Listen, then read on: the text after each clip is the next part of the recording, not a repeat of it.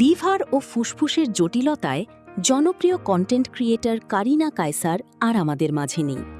দীর্ঘদিন ধরে অসুস্থতার সঙ্গে লড়াই করার পর শেষ পর্যন্ত মৃত্যুর কাছে হার মানলেন তিনি।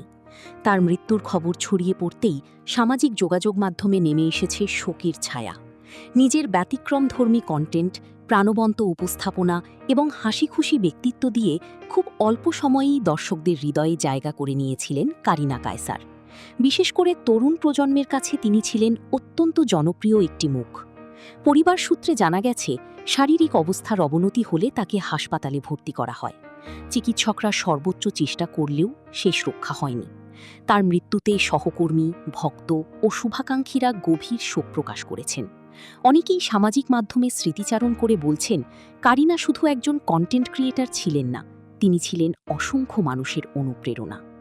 অকালে মৃত্যুতে বিনোদন অঙ্গনে তৈরি হয়েছে শূন্যতা। আমরা গভীর শোক প্রকাশ করছি এবং তার বিদেহী আত্মার মাগফিরাত কামনা করছি।